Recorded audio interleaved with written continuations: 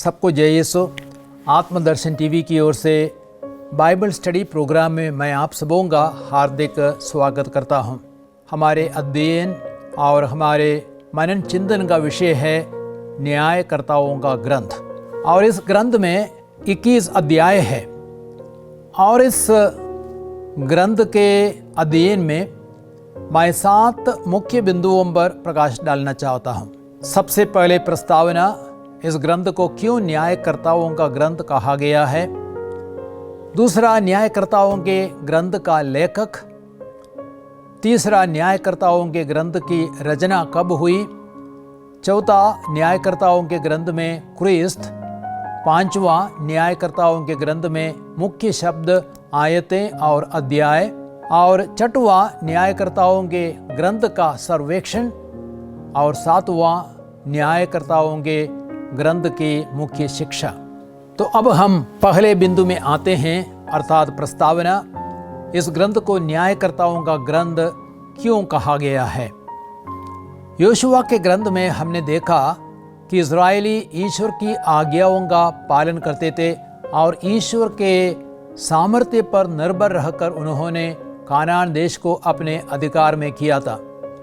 लेकिन योशुआ की मृत्यु के बाद जो कनानी बच गए थे, उनसे इज़राइलियों को संघर्ष और युद्ध करना पड़ा। इज़राइलियों का कल्याण और उज्जवल भविष्य सिर्फ इस बात पर निर्भर रहा कि वे प्रभु के अनुसार चल रहे थे या नहीं। लेकिन योशुआ और उसके बाद जीवित रहने वाले नेताओं के बाद इज़राइलियों ने बाल और अश्तारता देवी देवताओं की पूजा करना प्रारंभ किया। तब प्रभु का क्रोध उन पर भड़क उठा और उसने उन्हें उनके शत्रुओं के हाथ बेच दिया। जब वे युद्ध करने के लिए निकलते थे तो वे पराजित हो जाते थे, क्योंकि प्रभु उनके साथ में नहीं था। जब इज़राइलियों की दुर्गति बहुत अधिक बढ़ जाती थी, प्रभु न्यायकर्ताओं को नियुक्त करता था जो उन्हें लूटने वालों के हाथों से बचाया करते थे। इसलिए ग्रंथ को न्यायकर्ताओं का ग्रंथ कहा गया है। अब हम दूसरे बिंदु पे आते हैं, न्यायकर्ताओं के ग्रंथ का लेखक। वास्तव में लेखक अज्ञात है, लेकिन सामुएल या उसके किसी शिष्य ने ग्रंथ की रचना की होगी। यहूदी परंपरा के अनुसार सामुएल ग्रंथ का लेखक है और निश्चय ही वह न्यायकर्ताओं के समय और राजाओं के समय के बीच में एक कड़ी का कार्य करता है। विद्वानों के अनुसार इस ग्रंथ की रचना में मात्र एक लेखक का हाथ नहीं हो सकता है, क्योंकि विभिन्न कहानियों की शैली में अनेक भिन्नताएं हैं। अतः उनका मानना है कि ग्रंथ का संकलन एक संपादक मंडली द्वारा हुआ है। अब हम तीसरे बिंदु में आते हैं, न्यायकर्ताओं के ग्रंथ की रचना कब हुई। विद्वानों के अनुसार ग्रंथ की रचना या संपादन कार्य बाबुल निर्वासन के समय या उसके बाद हुआ होगा। यह समय ईसा पूर्व 6वीं शताब्दी है और यह ग्रंथ मूल रूप से निर्वासी इज़राइलियों के लिए ईश्वर के संदेश स्वरूप लिखा गया था। अब हम आते हैं चौथे बिंदु में, अर्थात न्यायकर्ताओं का ग्रंथ क्रिस्त के बारे में क्या कहता है। ऐसे तो प्रत्येक न्यायकर्ता एक शासक है एवं आत्मिक और राजनैतिक दृष्टि से एक मुक्तिदाता है। अतः प्रत्येक न्यायकर्ता एक राजा उद्धारकर्ता के रूप में क्रिस्त की भूमिका निभाते हैं। सामुएल को मिलाकर 17 न्यायकर्ताओं का उल्लेख मिलता है। उनमें कुछ योद्धा शासक थे, जैसे गिदयोन और समसोन। एक पुरोहित था जैसे एली, और एक नबी था जैसे सामुएल। इस प्रकार वे मिलकर क्रिस्त के तीनों पदों को पूरा करते थे, अर्थात क्रिस्त राजा थे, पुरोहित नबी थे और न्यायकर्ता क्रिस्त के इन पदों को पूरा करते थे। अब हम 5वें बिंदु पे आते हैं, न्यायकर्ताओं के ग्रंथ के मुख्य शब्द, आयतें और अध्याय। मुख्य शब्द है घटना चक्र यानी साइकिल। इस ग्रंथ के अंत में लिखा है, प्रत्येक व्यक्ति मनमानी करता था। न्यायकर्ताओं के ग्रंथ अध्याय 21-25 में इस कड़वी सच्चाई को साबित करने के लिए ग्रंथ का लेखक अलग अलग न्यायकर्ताओं के वृत्तांतों का इस्तेमाल करते हैं। इस उद्देश्य को पूरा करने के लिए लेखक 5 बिंदु घटना चक्र का इस्तेमाल करते हैं जो बार बार घटित होता है, और वे 5 बिंदु घटनाएं हैं। सबसे पहले पाप, इस्राएली पाप करते थे, अन्य देवी देवताओं की पूजा करते थे। दूसरा दासता, उनके पाप के कारण अन्य राष्ट्रों की गुलामी उनके जीवन में आ जाती थी। और तीसरा है अनुनय विनय, अर्थात जब वे दास बने वे प्रभु से विनती करते थे मुक्ति के लिए। और चौथा है मुक्ति, प्रभु न्यायकर्ता को भेजकर इस्राएलियों की मुक्ति करते थे।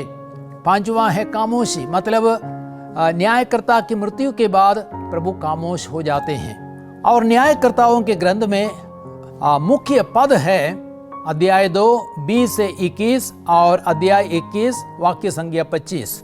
और अध्याय 2 20 और 21 में लिखा गया है, इससे प्रभु का क्रोध इस्राएलियों के विरुद्ध भड़क उठा और उसने कहा, चूंकि ये लोग अपने पूर्वजों के लिए निर्धारित विधान का पालन नहीं करते और मेरी बात नहीं मानते, इसलिए मैं उन सब राष्ट्रों को उनके सामने से नहीं भगाऊंगा जो योशुआ की मृत्यु के बाद बच गए थे। तो कई सारे राष्ट्र योशुआ की मृत्यु के बाद बच गए थे। तो प्रभु ने कहा, क्योंकि तुम मेरी आज्ञाओं का पालन नहीं करते हो, मैं उन सभी राष्ट्रों को नहीं भगाऊंगा। तो हम देखते हैं इस्राएलियों ने कानान देश के निवासियों की वेदियों को नहीं तोड़ा, वे देश की देवी देवताओं की पूजा करने लगे, इसलिए प्रभु ने सब राष्ट्रों को नहीं भगाया। और अध्याय 21-25 में लिखा गया है, उन दिनों इस्राएल में कोई राजा नहीं था, प्रत्येक व्यक्ति मनमानी करता था। वास्तव में ईश्वर को अपना राजा मानकर उनके वचनों पर चलना था इस्राएलियों को, लेकिन देवी देवताओं की पूजा के कारण वे भटक गए और प्रत्येक व्यक्ति मनमानी करता था। अब हम देखते हैं इस ग्रंथ में मुख्य अध्याय कौन सा है, और मैं बोलूंगा अध्याय 2। अध्याय 2 पूरे ग्रंथ का एक लघु रूप है, क्योंकि इसमें इस बात का उल्लेख किया गया है कि कैसे इस्राएली धर्मी से अधर्मी पीढ़ी बन गए। ईश्वर ने क्यों सब कनानियों को नहीं भगाया और उनका विनाश क्यों नहीं किया, उसके पीछे उनका क्या उद्देश्य था, यह भी इस अध्याय में दिया गया है। अब हम 6वें बिंदु में आते हैं, न्यायकर्ताओं के ग्रंथ का सर्वेक्षण। हम लोग इस ग्रंथ को 3 भागों में विभाजित कर सकते हैं, और पहला भाग है योशुआ की मृत्यु के बाद इस्राएलियों का नैतिक पतन, अध्याय 1 वाक्य संख्या 1 से अध्याय 3 वाक्य संख्या 6 तक। इस्राएलियों ने प्रभु के आदेश के अनुसार अपने अपने दाएं भाग में जो कनानी रह गए थे उनसे युद्ध किया और उन्हें पराजित भी किया, लेकिन किसी न किसी कारण से उन्होंने सब कनानियों को नहीं भगाया और उनकी वेदियों एवं देव मूर्तियों को रहने दिया। इस प्रकार उन्होंने प्रभु के आदेश का उल्लंघन किया। इसलिए प्रभु के दूत ने इस्राएलियों से कहा, मैं उन लोगों को तुम्हारे सामने से नहीं भगाऊंगा, बल्कि वे तुम्हारे विरोधी हो जाएंगे और उनके देवता तुम्हें अपने जाल में फंसाएंगे। अध्याय 2 वाक्य संख्या 3 में इस बात को हम पढ़ते हैं। अब योशुआ और उनके समय की पूरी पीढ़ी का देहांत हो गया और एक नई पीढ़ी आ गई जो ईश्वर और उनके द्वारा इस्राएलियों के लिए किए गए महान कार्यों को नहीं जानती थी। तब इस्राएलियों ने वही किया जो प्रभु की दृष्टि में बुरा है। वे प्रभु को त्याग कर बाल और अश्तारता देवी देवताओं की पूजा करने लगे। अध्याय 2:13 में इस बात को हम पढ़ते हैं। तब प्रभु का क्रोध इस्राएलियों के विरुद्ध भड़क उठा।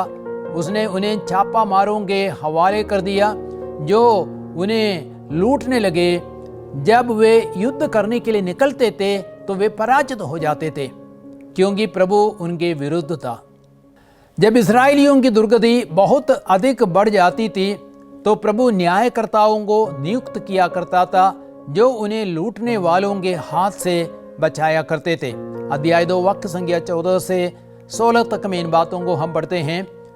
परंतु जब वह न्यायकर्ता मर जाता था तो वे शीघ्र ही अपने पूर्वजों से भी अधिक घोर पाप करते थे। अध्याय 2 वाक्य संख्या 19 में इसको हम पढ़ते हैं।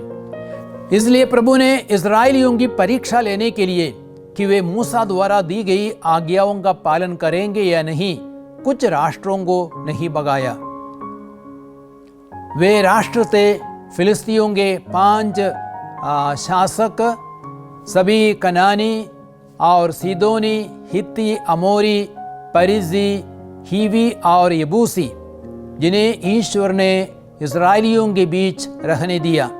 इससे प्रभु का आशय यही था कि नई पीढ़ियों को जिन्हें युद्ध का अनुभव नहीं मिला था, उन्हें युद्ध का प्रशिक्षण भी दिए जाए। अध्याय 3 वाक्य संख्या 1 से 6 तक में इन बातों को हम पढ़ते हैं। अब हम दूसरे भाग में आते हैं, न्यायकर्ताओं का इतिहास। अध्याय 3 वाक्य संख्या 7 से लेकर अध्याय 16 वाक्य संख्या 31 तक हम न्यायकर्ताओं के इतिहास को देखते हैं। और उपयुक्त अध्यायों में हम देखते हैं कि इस्राएली बार बार धर्म परित्याग करते थे। वे बाल और अश्तारता देवी देवताओं की पूजा करते थे। ईश्वर का क्रोध उन पर भड़क उठता है और ईश्वर उन्हें शत्रुओं के हवाले कर देते थे। तब इस्राएली प्रभु से सहायता के लिए प्रार्थना करते थे और प्रभु उनके लिए उद्धारकों को नियुक्त करते थे, जो उन्हें मुक्त करते थे। लेकिन मुक्त होने के कुछ समय बाद और न्यायकर्ताओं की मृत्यु के बाद वे फिर मूर्ति पूजा और अन्य बुराइयों में भटक जाते थे। वे फिर प्रार्थना करते थे और प्रभु फिर किसी उद्धारकर्ता को नियुक्त करता था, जो उन्हें मुक्ति दिलाता था। इस प्रकार प्रभु के विरुद्ध विद्रोह, दासता, अनुनय विनय, उद्धार और शांति का सिलसिला चलता रहता था। न्यायकर्ता सैनिक और नागरिक नेता थे। इन न्यायकर्ताओं में प्रमुख थे ओतनिएल, यहूद, शमगर, दबोरा और बाराक, गिदयोन, इफ्ताह और समसोन। और न्यायकर्ताओं के ग्रंथ का तीसरा भाग है भ्रष्टता एवं अनैतिकता। वे मूर्ति पूजा करने लगे और दान वंश के बारे में इस तीसरे भाग में कहा गया है। इस्राएली और बेन्यामीन में लड़ाई होती है। इन सारी बातों को हम तीसरे भाग में देखते हैं, अध्याय 17 से 21 तक में। उपयुक्त अध्यायों में हम धर्म परित्याग, देव मूर्ति का निर्माण एवं पूजा को देखते हैं। मीका नामक मनुष्य ने देव मूर्ति बनवाई और अपने घर में उसकी प्रतिष्ठा की। उन दिनों इस्राएल में कोई राजा नहीं था, प्रत्येक व्यक्ति मनमानी करता था। अध्याय 17 वाक्य संख्या 6 में यह बात लिखी गई है। दान वंश के लोगों को कोई दाई बाग नहीं मिला था। उन्होंने लाइश के लोगों पर आक्रमण किया और उन्हें तलवार के घाट उतारा और वे लाइश पर अधिकार कर लिया। उन्होंने अपने कुलपति दान के नाम पर उस नगर का नाम दान रखा। अध्याय 18 में इस बात को हम पढ़ते हैं। अध्याय 19 में हम पाते हैं कि इस्राएली वासना के पाप में गिरे और उनका नैतिक पतन हो गया। एफ्राइम वंश का एक आदमी यूदा से अपनी उपपत्नी को लेकर एफ्राइम जा रहा था। रास्ते में रात काटने के लिए वे गिबेया में एक घर में ठहरे, जहाँ के निवासी बेन्यामीन वंशी थे। और बेन्यामीन वंश के कुछ लोग उस आदमी को भोगना चाहते थे। आदमी ने उन्हें अपनी उपपत्नी दे दी और उन कुकर्मियों ने उस स्त्री के साथ रात भर बलात्कार किया और वह स्त्री मर गई। उसके पति ने उसके शरीर के अंग अंग को काटकर 12 टुकड़े किए और उन्हें इस्राएलियों के सारे प्रांत में भेज दिया। जिन जिन लोगों ने यह देखा वे बोले, जब से इस्राएली मिस्र से निकल कर आए हैं तब से आज तक ऐसी कोई घटना कभी नहीं घटी। अध्याय 19 में ही इस बात को हम देखते हैं।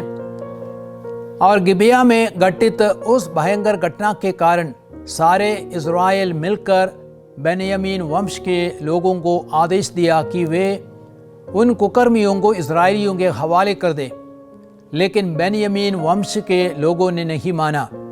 इस्राएल और बेन्यामीन वंशियों के बीच भारी लड़ाई हुई और शुरू में 2 बार इस्राएली पराजित हुए और उनके बहुत से सैनिक मारे गए। लेकिन जब तीसरी बार लड़ाई हुई, इस्राएलियों को भारी विजय मिली और बहुत से बेन्यामीन वंशी तलवार के घाट उतारे गए और उनके नगर भी जलाए गए। अध्याय 20-21 में इन बातों को हम देखते हैं। अब 7वां बिंदु है न्यायकर्ताओं के ग्रंथ की हमारे लिए शिक्षा। तो न्यायकर्ताओं का ग्रंथ हमें क्या सिखाता है? और सबसे पहले मैं बोलना चाहूँगा, विधान का पालन करना बहुत ही महत्वपूर्ण है।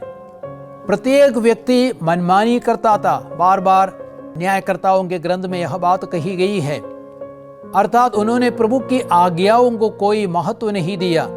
प्रभु की आज्ञाओं का उल्लंघन सभी बुराइयों को जन्म देता है।